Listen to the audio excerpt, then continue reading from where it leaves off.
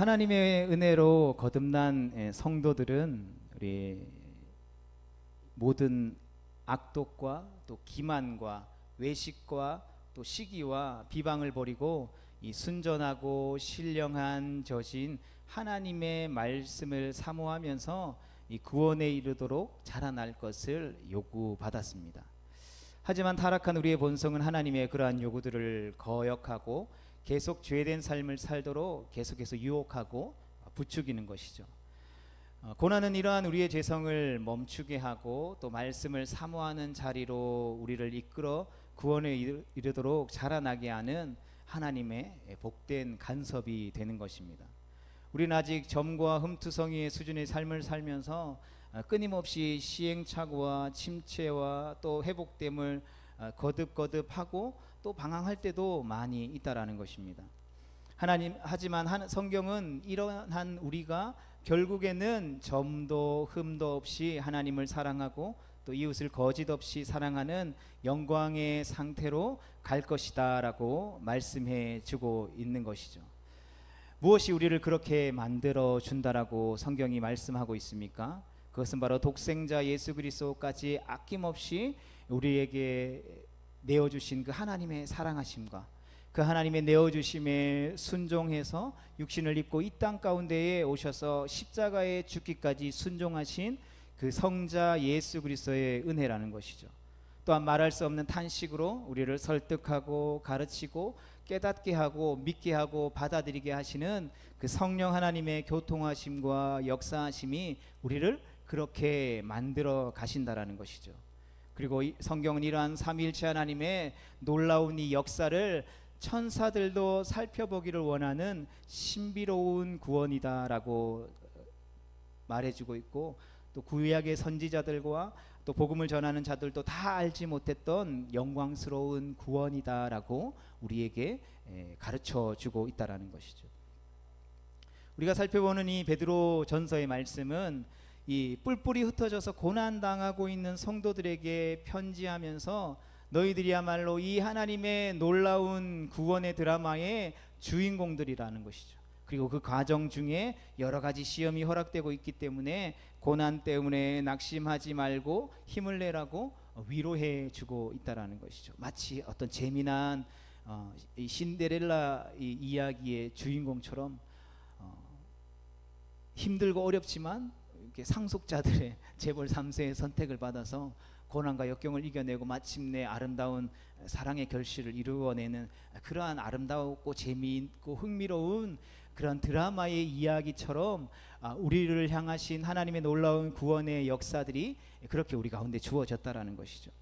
그래서 우리가 함께 살펴보았던 베드로전서 1장의 말씀을 통해서 계속해서 베드로가 이야기하고 있는 것이 무엇입니까? 그것은 바로 하나님의 위대한 구원이라는 것이죠. 하나님의 미리하심과 택하심과 또 예수 그리스도의 핏부림과 거듭남, 그로 인해서 갖게 된 살아있는 산소망, 썩지 않고 더럽지 않고 쇠하지 않는 하늘에 간직된 기업, 그리고 말세에 나타나기로 예비된 구원, 예수 그리스도께서 다시 오실 때의 칭찬과 영광과 존귀로 얻게 될 그 믿음의 결국 곧 영혼의 구원, 전부 구원에 가는 것에 대해서 말씀해 주고 있다는 것이죠.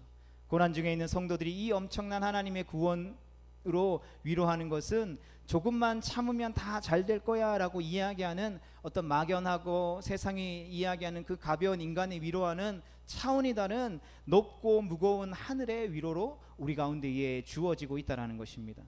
그래서 베드로의 위로에는 이 고난받는 자들이 아픔을 이해하고 공감과 동정을 넘어서 위대한 하나님의 어떤 구원의 역사에 따르는 단호한 요구들이 구원받은 하나님의 백성들에게 요구되어지고 있다는 것이죠. 그래서 마음의 허리를 동이고 근신하여 이 구원을 온전히 이루라고 말씀하고 권면하고 있습니다. 그리고 나그네로 있는 그러한 삶의 여정 가운데에 두려움을 가지고 사욕을 본받지 말고 모든 행실에서 거룩한 자가 되라라고 말씀하고 있는 것이죠. 진리를 순종함으로 깨끗한 영혼이 되어서 거짓 없이 형제를 뜨겁게 사랑하라라고 하는 명령이 다 그러한 명령이라는 것입니다. 베드로의 이러한 권면은 어떤 말랑말랑한 공감이 아니라 단호하고도 분명하고도 확신에 찬 분위기로 우리 가운데에 주어지고 있다라는 것이죠. 이것은 오늘부터 살펴보게 될 2장에 와서도 동일한 것을 보게 됩니다.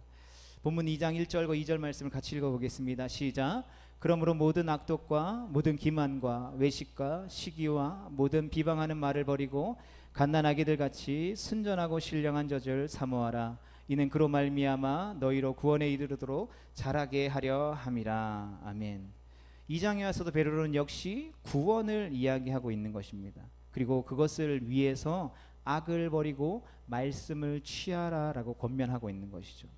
단순히 우리가 누군가를 위로할 때에 뭐 힘들죠, 조금만 참읍시다가 아니라 이 기회에 평소 버리지 못했던 악독과 기만과 외식과 시기와 비방을 버리고 평소에 사모하지 못했던 하나님의 말씀을 사모하는 그 자리로 나아가서 구원에 이르도록 자람을 멈추었던 것을 끊어내고 계속해서 자라남을 통하여서 날마다 삶 속에 베풀어 주시는 주님의 그 인자하심을 맛보아 알아라고 말씀해 주고 있다라는 것이죠.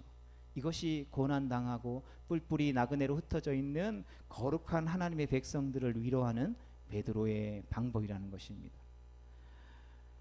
혹 우리 가운데에 힘든 일이 있습니까? 왠지 모르게 침체되기도 하고 의욕이 사라지고 우울해질 수 있겠죠. 어떻게 하면 이 어려움을, 이 난관을, 영적인 침체를 빨리 벗어날 수 있을까 생각하기 전에 베드로가 그의 편지를 받는 성도들을 위로하고 있는 방식을 우리가 함께 따라가 볼 수 있기를 축복합니다. 그래서 우리에게 임한 그 신비로운 하나님의 구원을 함께 묵상해 보는 것이죠.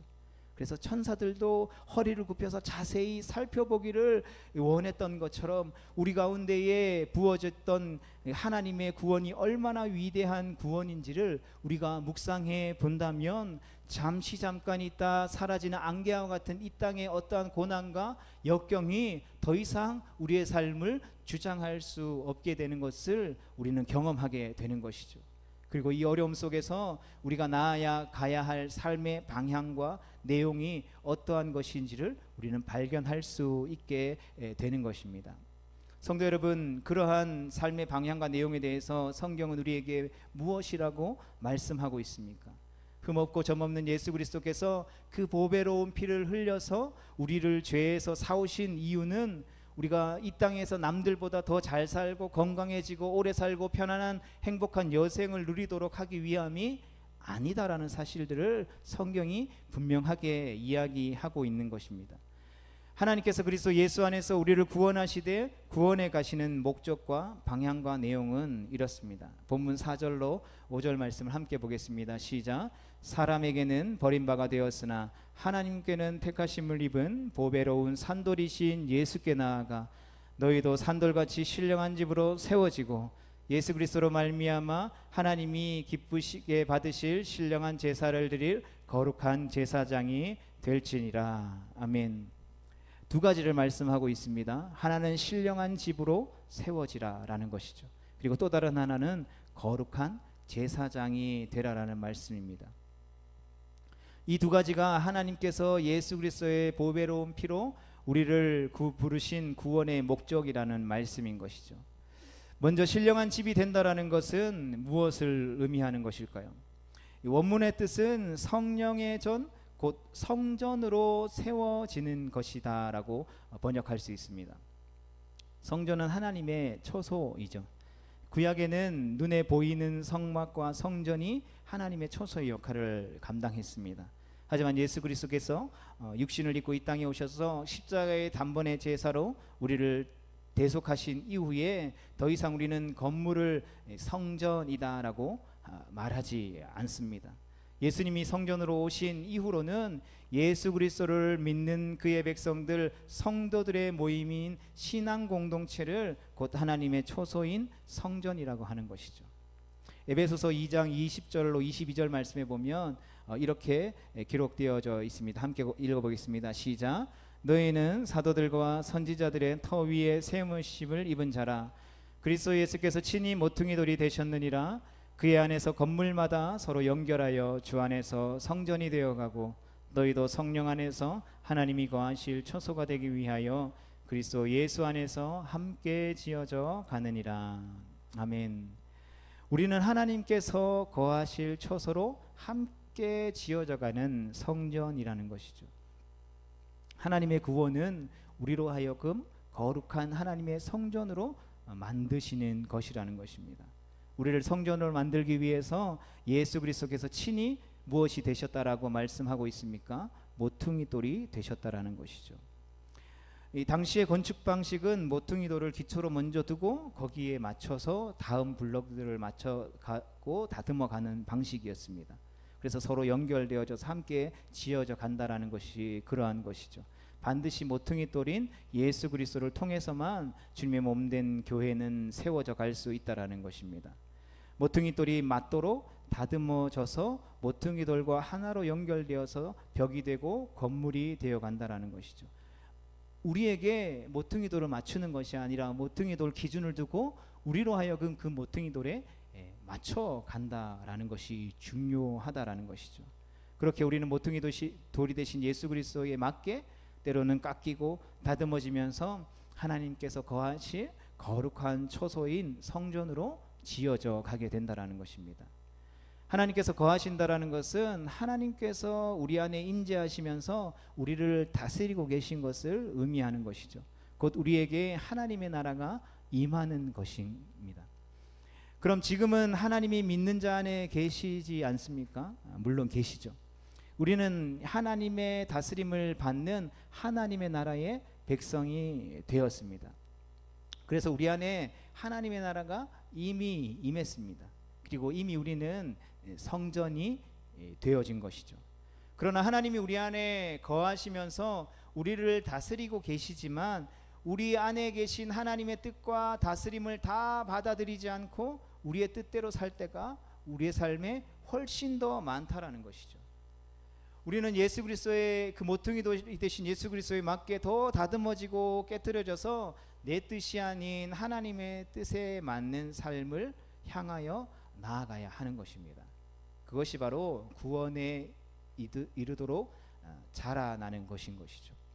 그것이 하나님의 나라가 임하게 해달라는 우리의 기도이며 신령한 집인 성전으로 세워져 가는 방법인 것입니다. 그리고 우리가 평생 바라보아야 할 구원의 방향이며 우리를 부르신 삶의 자리에서 살아내야 할 삶의 내용이라는 것이죠. 이것은 마치 부부가 남편과 아내로 한 집에 살지만 완전히 뜻을 합하여서 하나가 되는 데는 오랜 시간, 한평생의 시간이 걸리는 것과 같다라고 할 수 있는 것이죠. 부부의 영광은 사실 다른 것이 아니잖아요. 서로가 서로의 원하는 것을 알고 그 뜻을 알아 그것을 위해서 양보하고 편들어주며 서로의 뜻이 되는 그날까지 그 자리까지 함께 자라나는 것이죠. 그것이 부부의 복이고 영광이라는 것입니다. 이것은 결코 하루아침에 이루어지는 것이 아니라는 것이죠. 우리는 부부로 가정을 이루며 살면서도 그 아름다운 동행을 이루는 것이 쉽지 않다라는 것이죠. 상대방의 뜻을 이해하고 따라주기보다는 내 뜻에 따라와 주지 않는다라고 늘 힘들어하는 것이 우리의 모습이라는 것입니다. 그러나 오랜 시간 다양한 삶의 경험 속에서 함께 웃고 함께 울며 아파하고 고민하는 시간들을 통해서 한 걸음 한 걸음 하나 된다라는 것이 무엇인지를 배워가서 마침내 아무것도 안 해도 서로 눈빛만 봐도 알게 되는, 서로의 존재 자체만으로도 기뻐하고 만족하는 어떤 사랑의 자리로 나아가는 것이 바로 부부에게 허락된 최고의 영광일 것입니다.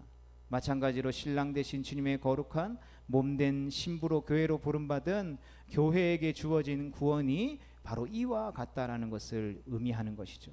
구원이라고 하는 것은 단순히 천국행 티켓을 확보하는 것으로 끝나는 것이 아니라 우리가 하나님의 처소가 되는 신령한 집으로 세워져가는 거룩한 여정이라는 것입니다.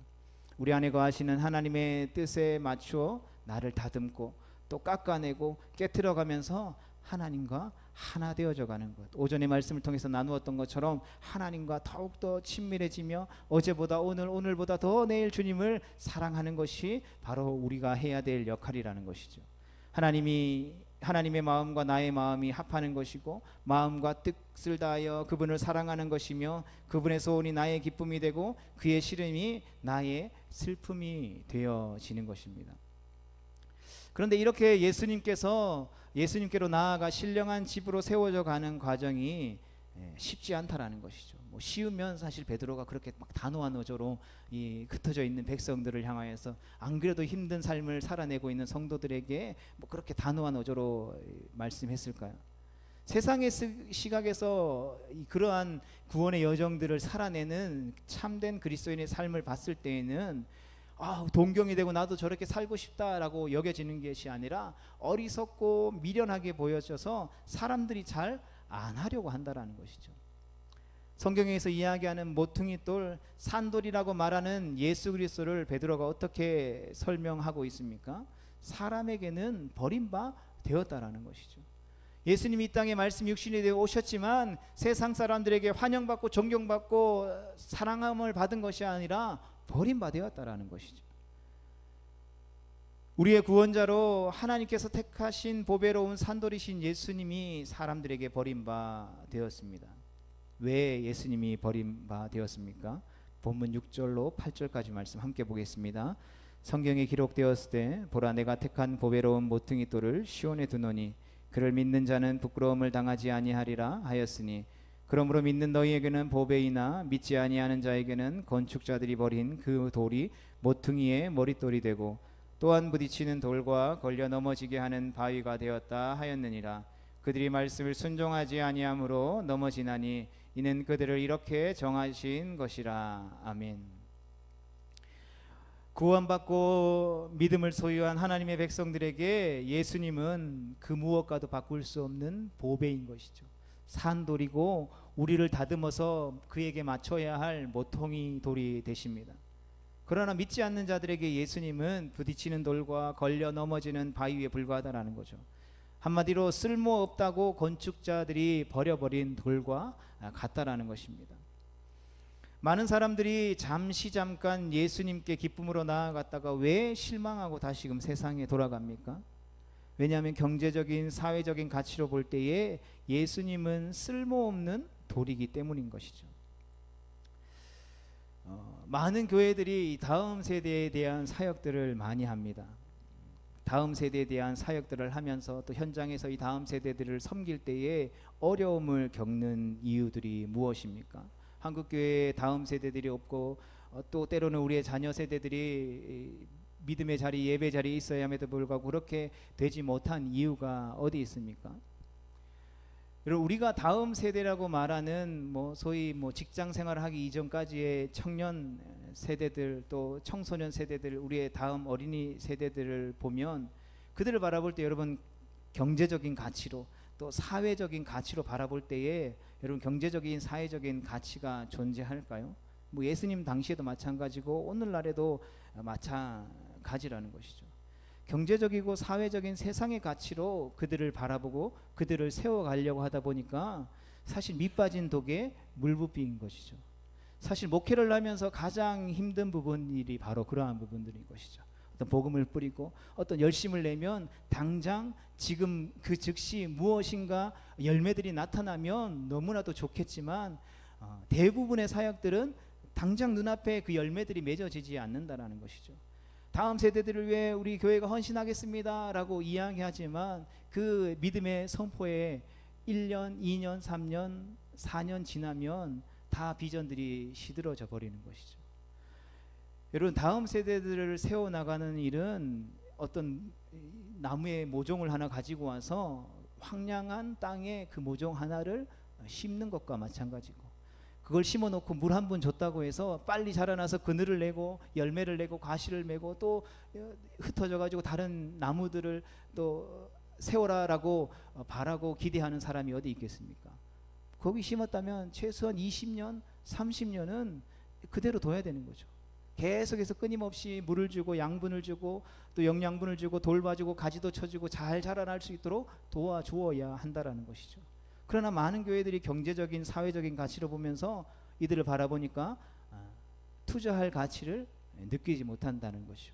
그런데 교회에서 다음 세대를 섬긴다라는 이야기들 안 하는 거는 또 뭔가 이치에 맞지 않으니까 다음 세대를 섬긴다라고 말은 하지만 20년 30년 동안 아무런 소득 없이 헌신하고 섬기고 베풀기에는 경제적인 가치로 사회적인 가치로 무리가 있다라고 여겨지는 것이죠. 그래서 겉핥기식으로 다음 세대들을 섬기다 보니까 어떻게 되어집니까? 아이들이 교회를 떠나갈 때에 그것을 큰 어려움으로 여기지 못하게 되는 것이죠. 그러한 사역들을 가지고 비효율적인 사역이다라고 이야기하는 것이죠. 그럼 많은 큰 교회들이 이 다음 세대들을 이 전도하기 위해서 뭐 수천만, 한 번 전도 집회하는데 수천만 원씩 막 이렇게 드리고 막 경품들을 쏟아내고 막 아이들이 좋아할 만한 것들을 좋아해서 하는데, 그 이후에 나와서 이야기하는 것이 무엇입니까? 자, 1,000만 원 썼으니까 몇 명 전도됐습니까? 몇 명 영접했습니까? 몇 명이 다시 교회에 정착해서 우리 교회의 성도가 되었습니까? 이런 걸로 이 사역의 성공과 실패를 평가하고 판단한다라는 것이죠. 여러분, 우리 주님께서 한 영혼을 주님께로 인도할 때 그러한 경제적인 가치로, 사회적인 가치로 바라보고 사역하셨습니까?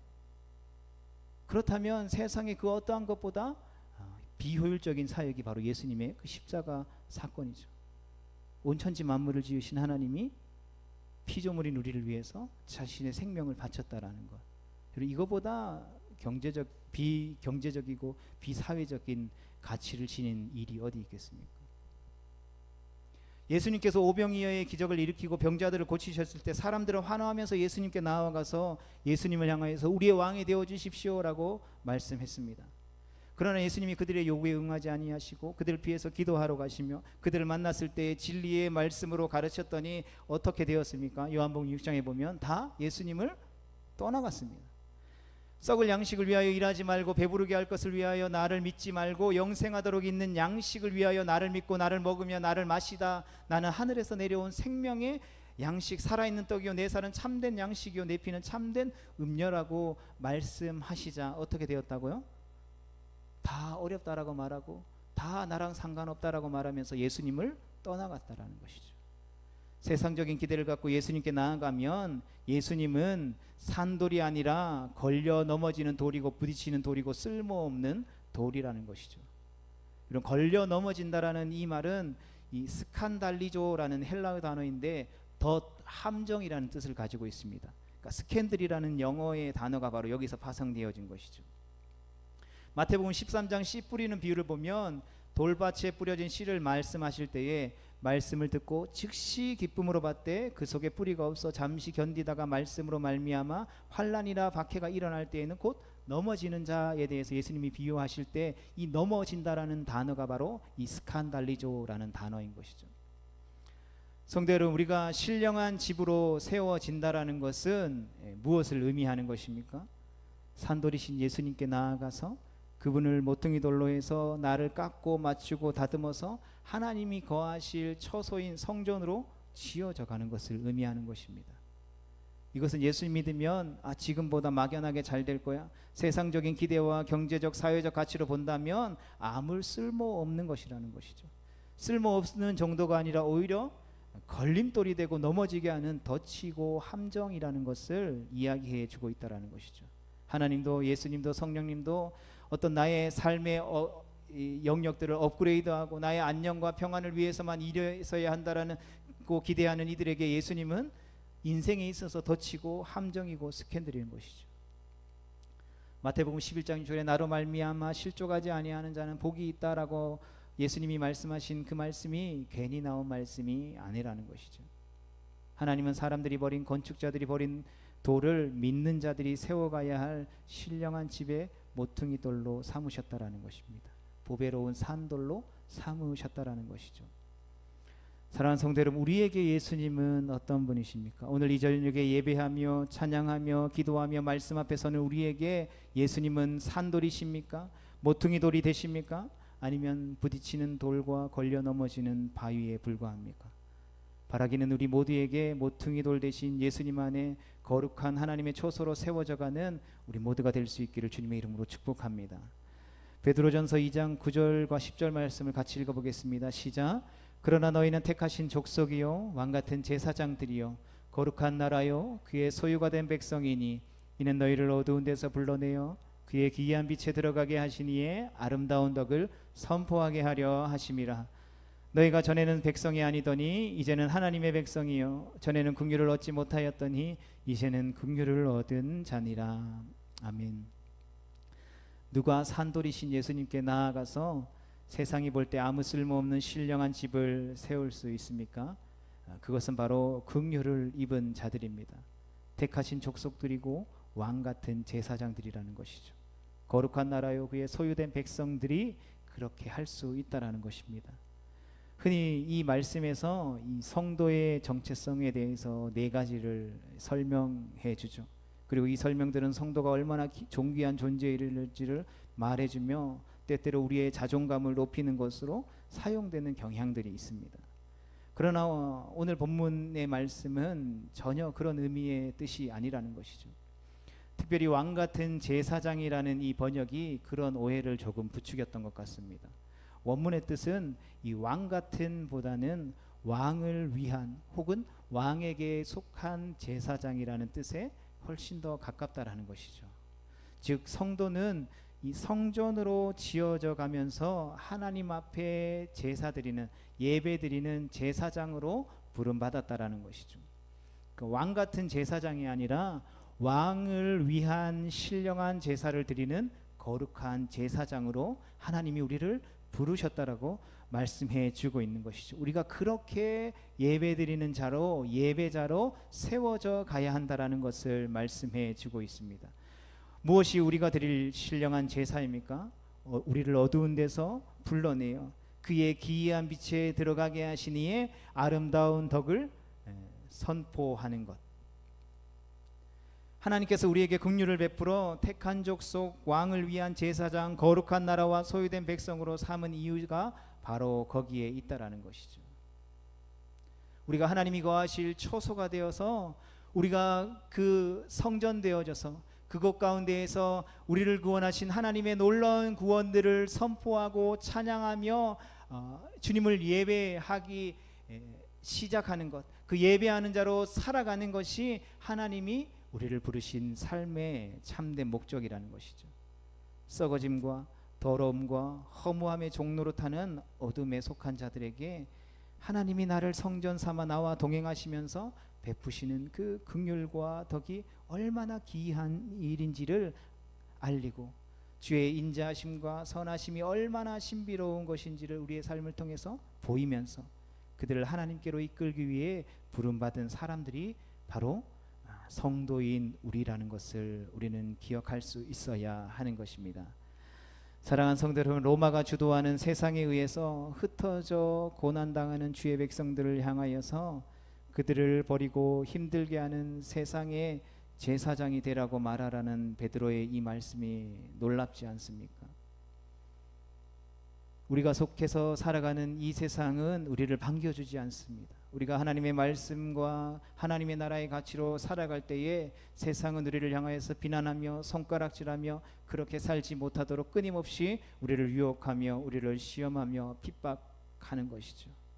그러한 우리를 향하여서 우리 주님은 이 베드로의 말씀을 통하여서 그러한 세상을 향한 제사장이 되라는 것이죠. 그러한 세상을 위해서 주의 복음을 증거하며 그들을 위해서 예배 드려주는 거룩한 제사장이 되어질 것을 우리 가운데 말씀해 주고 있다라는 것입니다.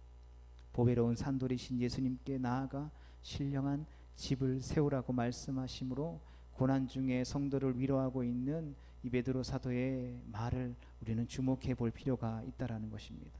그리고 이러한 말씀으로 주님의 몸된 교회를 바라보지 못하고 또 이러한 시각으로 성도를 바라보지 못하고 성도의 존재의 이유를 깨닫지 못하면 결국 우리는 길을 잃고 헤맬 수밖에 없다라는 것이죠.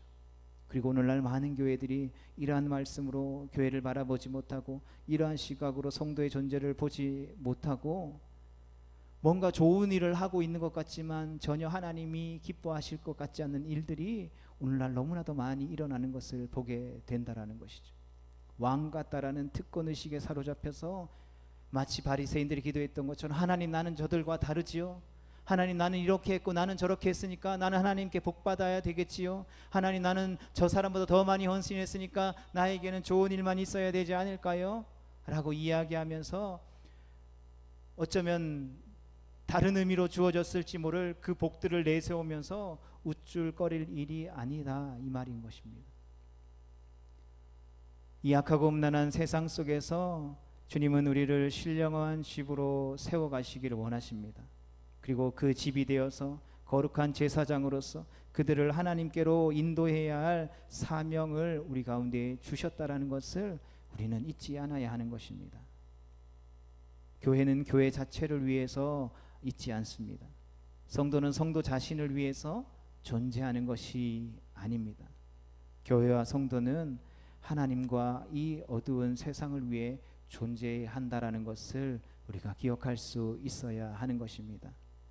우리가 그러하기에 하나님을 사랑하여 내 뜻을 하나님의 뜻에 맞추어 깎고 다듬어져서 신령한 집으로 세워지는 것, 때로는 힘들고 어렵고 깎아지고 다듬어지는 것이 아프지만 그럼에도 불구하고 그렇게 하나님의 뜻에 순종하여서 이 세상에서 하나님의 아름다움을 선포하는 거룩한 제사장의 사명을 감당하기 위해서 우리는 더 많이 예배해야 됨을 확신합니다.